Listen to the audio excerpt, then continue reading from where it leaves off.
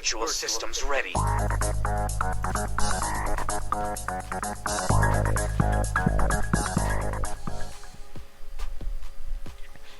Hey guys, it's Brocket here. I'm bringing you my deck profile for the deck that I took to the Western Shootout Cup here in Lubbock, Texas. I got second place with this GraveKeeper deck.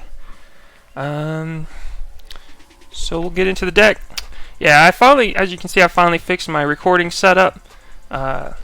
I was going to record a box opening on a different setup, but halfway through the box, the recording, I guess it just didn't save, so I opened the whole box and didn't get the video saved. But if you stick around to the end of this video, I'll show you what I pulled. But let's get into this GraveKeeper deck profile here. Alright, so this is the deck that got me second place. It's playing Lucky GraveKeeper's. We'll get into the skill more in a little bit, but we all know what that does. Alright, so we're playing two GraveKeeper Oracles. I like two because just one's just not enough. If something happens to the first one, you really need the second one. It's a 21 card deck also. I added an extra monster for the ratio, so we also got 3 Recruiter. Pretty standard. Any GraveKeeper deck, you want these. 3 Ambusher. These are our 1700 beaters. And for my extra monster, I put in a Spear Soldier. Running 21 cards with an extra monster, you just get a slightly better chance to open you up with a monster. Alright, so that's it for the monsters. Now for the traps, GraveKeepers run a lot of traps. I'm running 2 Rite of Spirits. Really good card. Just one of the best revivals in the game. A lot of times I can use this during battle phase and I'd push for game. But really great to bring back your monsters. GraveKeepers is one of the decks that can main deck ready for intercepting. I actually main deck 2 of them. I was really worried the most about Relinquish during this tournament.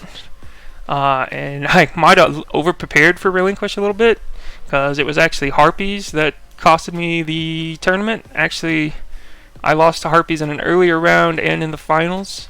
I'll leave the link to Let Me Smash's video where y'all can see the actual final match for this.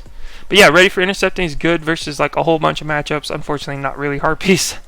Then we got 3 Kunais. One of the best traps in this past format, I guess. We'll get into the new format, but I think Kunai will still be played. I mean, the 500 boost is really good with the option to protect yourself.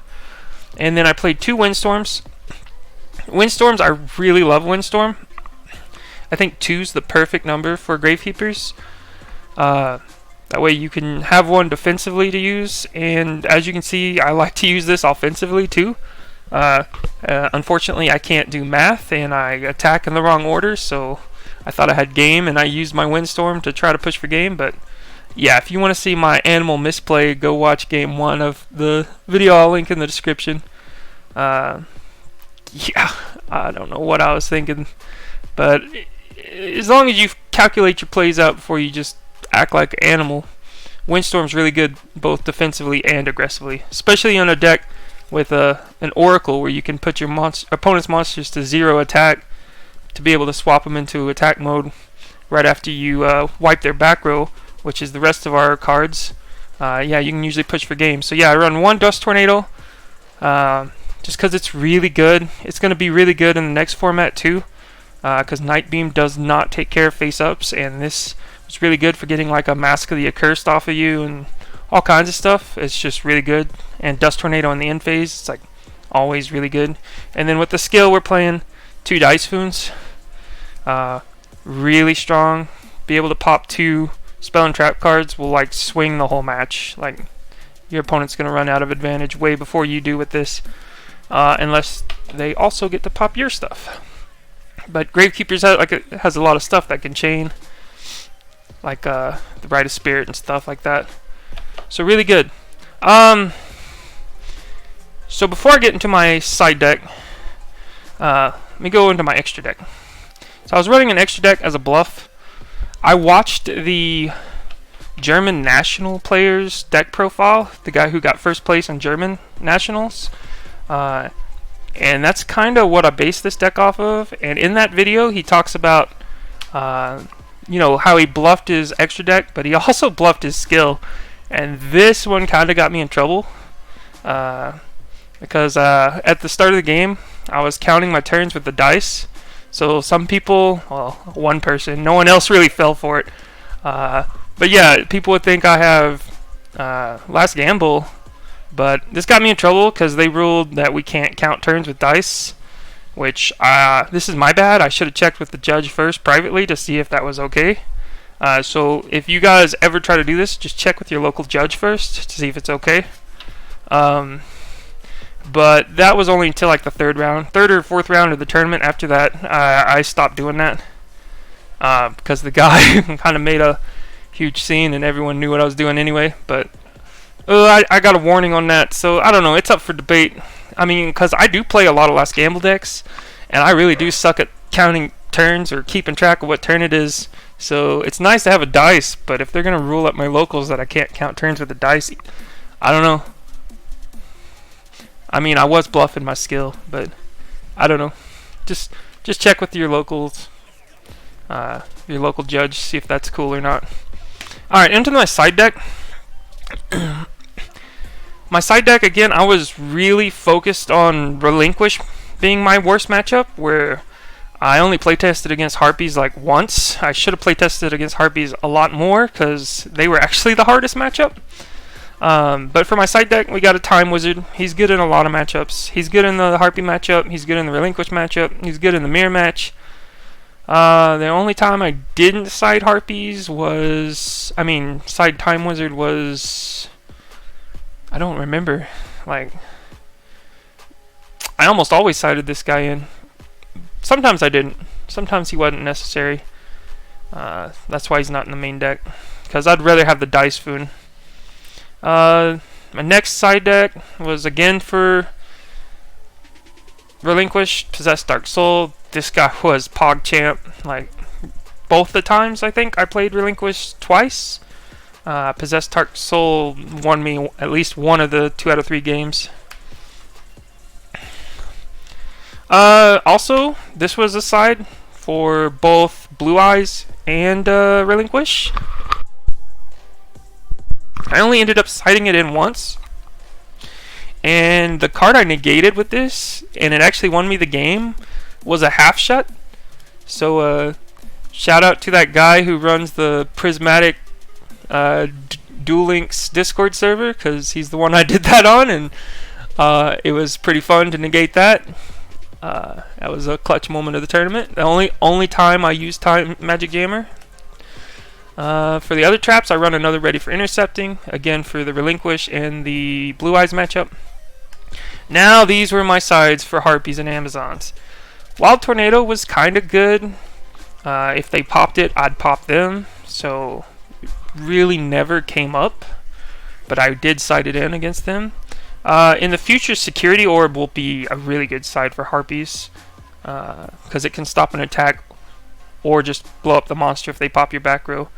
Now, it was Harpy Amazon, the tribal version, so I put this in, but this is the card I regret putting in the most, because I only sided it in one time also, and it was the final game of the match, and I drew it early, and it ended up being a dead draw, which costed me game 3, is what I want to say costed me game 3. Literally any other card would have been better than that. They summoned one Swordswoman the whole game. Really wasn't worth popping. I was holding off until they had 2. But of course they didn't summon any more Amazons. They just went full Harpy. So this was bad.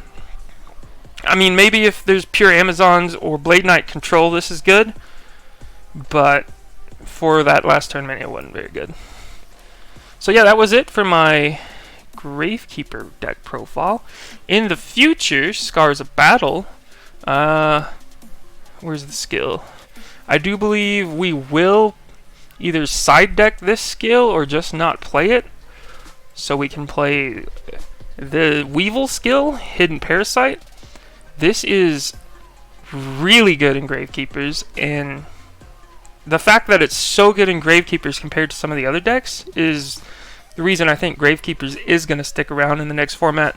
It might not be as played as before, just because there's so many new decks people want to play, but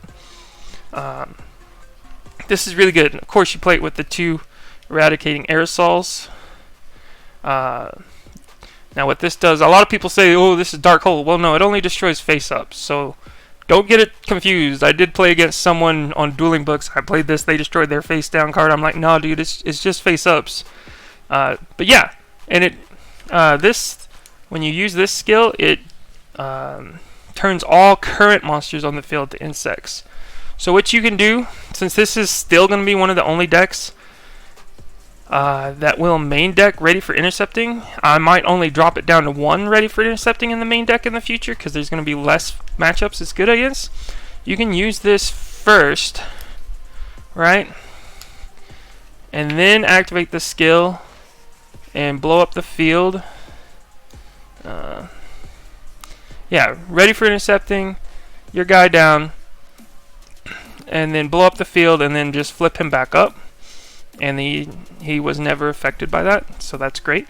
The other thing is, if you don't have that, and you do have to blow up your monster, like oops, sorry, I have him backwards.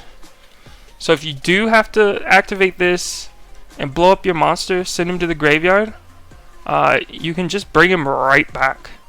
So yeah, this skill works really well with GraveKeeper's, and I expect most GraveKeeper decks will switch to this skill as the main skill, possibly side decking the Dice Foon and the It's My Lucky Day. But this skill is really good with GraveKeeper's. With all their traps, it just works really well. Alright, so like I promised, guys, I did open the box. I got my boxes. I'm getting more, so I might do a box opening for those. But this is what I pulled. I got like one of each of the skills, so that was pretty lucky. No duplicates there. I got 2 Vampire Lords for my Ultras, 2 Gearfrieds, and 1 Metal Morph. Probably one of the best cards I pulled. Shoot, I did pull a Book of Life. I think I already put it in my deck. I'll bring that out in a minute. And I got 2 Dark Reds, a Barrel, and a Troop Dragon. Dark Red, gonna be a good deck. I'm gonna play that with Lucky Day. I think that's one of the circumstances where a deck would be better with Lucky Day over Aerosol, but I'm not sure yet. So yeah, that's about it. Let's see, what am I thinking about here? Here it is.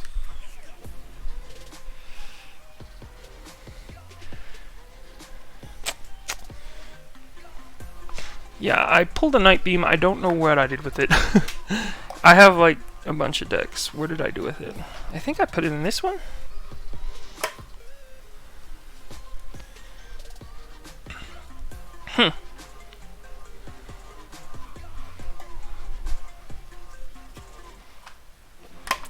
Anyway, guys, I'll find it. I'm about to do another video. I'm going to record right after this.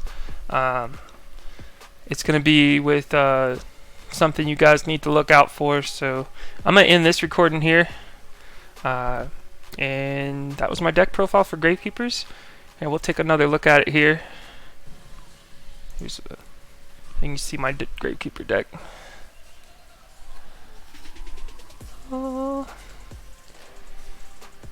Alright, I'm just dragging on now. I'm going to go ahead and start the next video. You guys take care. Be sure to subscribe. Check out links in the description. I'm going to put the tournament final match that I used this deck, as well as all my other links you guys need to check out if you want to buy some cards yourself. Alright, y'all take care.